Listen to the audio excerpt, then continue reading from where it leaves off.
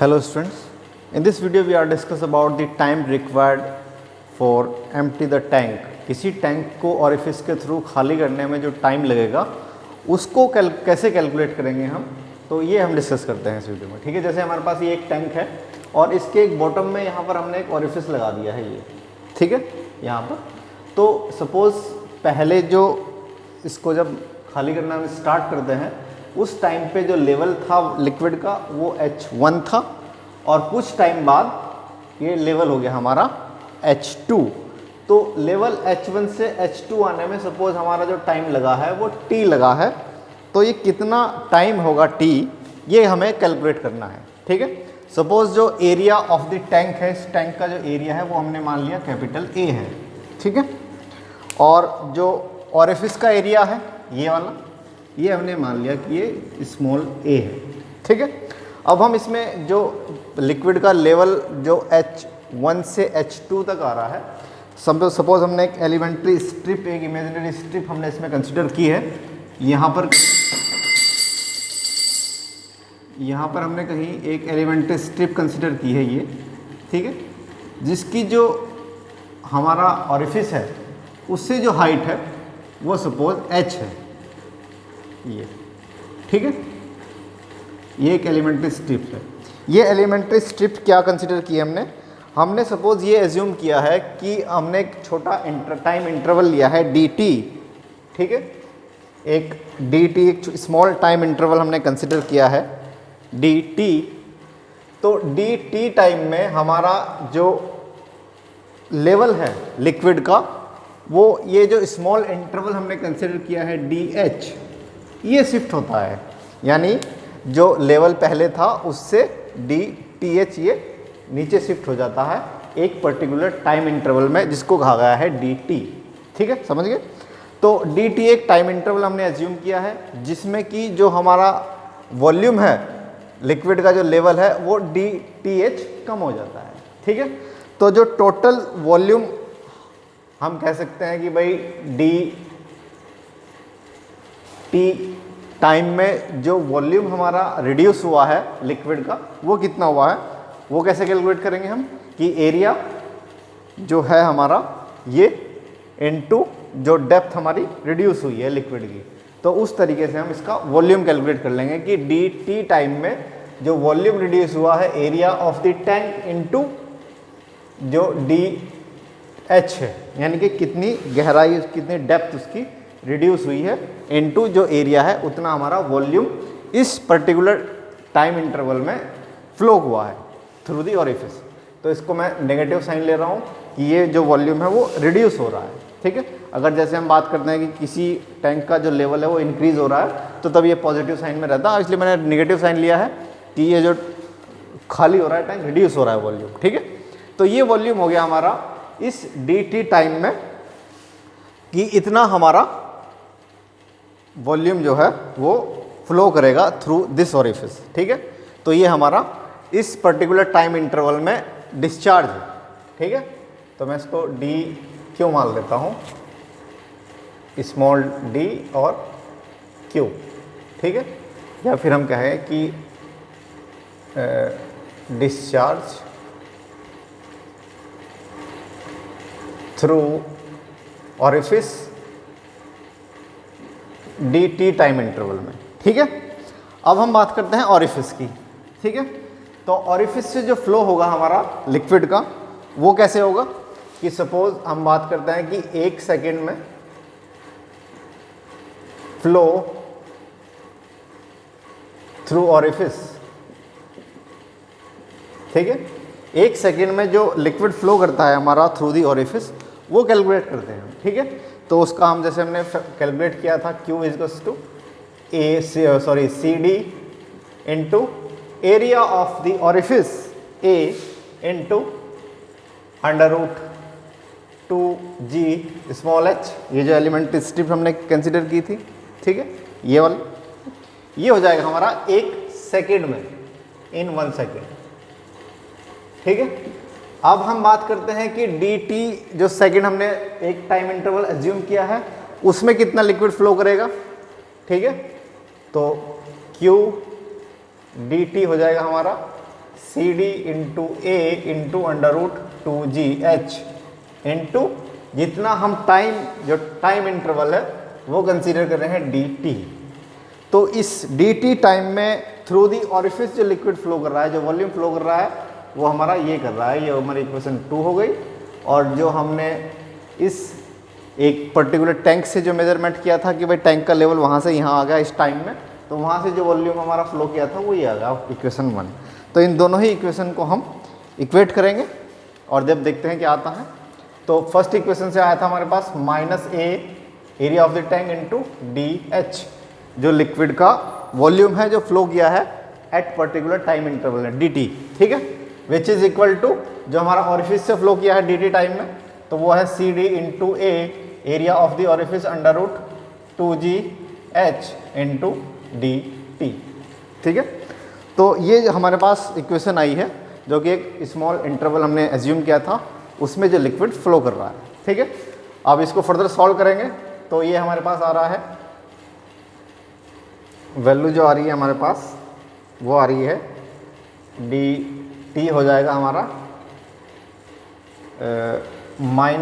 -A into DH upon CD into A under root 2GH, ठीक है। ये आ गई हमारी स्मॉल, एक जो पर्टिकुलर dt टाइम इंटरवल हमने एज्यूम किया था वो ये था, ठीक है। अब इसको, ये बात हो रही थी हमारी एक छोटी एलिमेंट्री स्ट्रिप के लिए जो हमने एज्यूम किया था एक टाइम इंटरवल, ठीक है। अगर सपोज हमें ये जो टाइम इंटरवल है उसको डिफाइन कर दिया जाए कि भाई टाइम हमारा स्टार्ट करते हैं हम 0 से और t तक पहुंचता है, और उस टाइम में हमारा जो वाटर का लेवल है वो H1 से H2 हो जाता है, ठीक है। तो तब हम इसको इंटीग्रेट कर देंगे 0 से लेके t तक, और इधर हो जाएगा हमारा लेवल H1 से H2, ठीक है। तो तब हम इसको लिखेंगे इंटीग्रेट 0 से लेके t dt is equal to integrate of this -A dH upon CD into A into under root 2GH H1 से H2, यानी जो लेवल है हमारा लिक्विड का वो H1 से H2 पे आ गया, ठीक है। तो इसको फर्दर हम सॉल्व करते हैं, ठीक है। तो फर्दर सॉल्व हम जब इसको करेंगे तो dt का जो इंटीग्रेट है वो हो गया हमारे पास t, और लिमिट हो जाएगी 0 टू t, ठीक है। सिमिलर हम इसको सॉल्व करते हैं, इज इक्वल टू, इसमें -A तो कॉमन है, ठीक है, ये कांस्टेंट है, और भी पोर्शन कांस्टेंट है जैसे कि CD A और अंडर रूट 2G, ये भी कांस्टेंट है, ठीक है। अब इसमें बचा हुआ क्या है, ये नीचे under root integral of H1 से H2 1 upon under root HDH, ठीक है। ये पोर्शन हमारा बचा हुआ है, ठीक है। अब इसको इंटीग्रेट कर देंगे हम H1 से H2, ठीक है। तो ये पोर्शन हमारे पास आ रहा है -A upon CD into A under root 2G और h की पावर -1/2, इसको हमने ऊपर शिफ्ट कर दिया, ठीक है। और लिमिट हो गई इसकी +1 अपॉन -½ +1, और लिमिट हो जाएगी H1 से H2, ठीक है।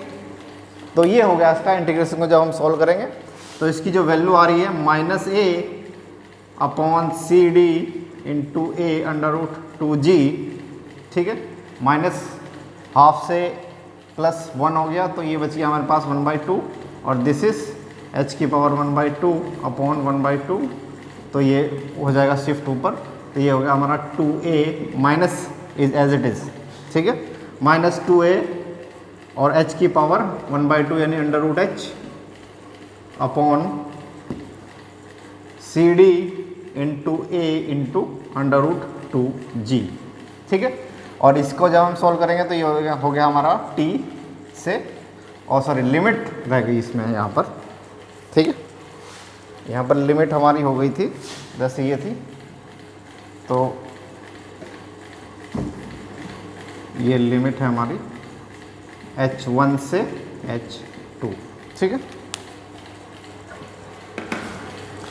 तो इसको जब फर्दर हम सॉल्व करेंगे तो ये 2 तो इधर शिफ्ट हो गया हमारा, 2a minus as it is and CD into a into under root 2g, और लिमिट हो गई हमारी under root h2 minus under root h1। ठीक है, और यहाँ पर जब लिमिट हम ओपन करेंगे तो ये हो जाएगा हमारा t। ठीक है, ये हो गया हमारा t।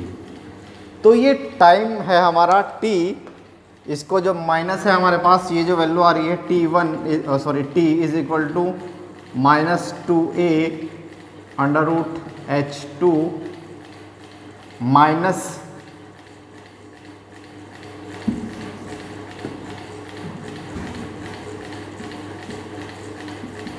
h2 minus under root h1 upon CD into small a under root 2g। ठीक है, तो इस माइनस को हमने यहाँ मल्टीप्लाई कर दिया, तब इसकी वैल्यू हो जाएगी h1 under root h1 minus h2। ठीक है, तो ये हो गया हमारा 2a under root h1 minus under root h2। ठीक है, upon CD into a under root 2g। ठीक है, तो ये हो गया हमारा टाइम जो रिक्वायर्ड है हमारा लेवल H1 से H2 लाने के लिए, जितना टाइम है ऑरिफिस से, वो हम इस तरीके से कैलकुलेट कर सकते हैं। तो ये फाइनल जो फॉर्मूला आया है हमारे पास कुछ इस टाइप से आया है, T is equal to 2a under root h1 minus under root h2 upon CD coefficient of discharge into area of orifice under root 2g। ठीक है, तो अगर हम बात करते हैं टैंक के एम्प्टी होने की, यहाँ पर क्या है कि ये जो टाइम है हमारा वो रिक्वायर्ड है H1 को H2 लाने के लिए। ठीक है, वहीं अगर हम बात करते हैं कि H2 हमारा ये हो गया 0 बिल्कुल, यानी टैंक को खाली करने में कितना समय लगेगा, तो यहाँ पर हम H2 की जो वैल्यू है, ठीक है, तो जो H2 की वैल्यू रहेगी वो हो जाएगी हमारी 0। ठीक है, तो उस केस में हमारा जो टाइम है t which is equal to 2a under root h1, यानी कि जो हाइट है हमारी टोटल है, upon CD into a under root 2g। ठीक है, तो ये हो जाएगा हमारा नेट टाइम जो कि टैंक को खाली करने में कंज्यूम होगा। उम्मीद है कि आप लोगों की समझ आएगा। Thank you.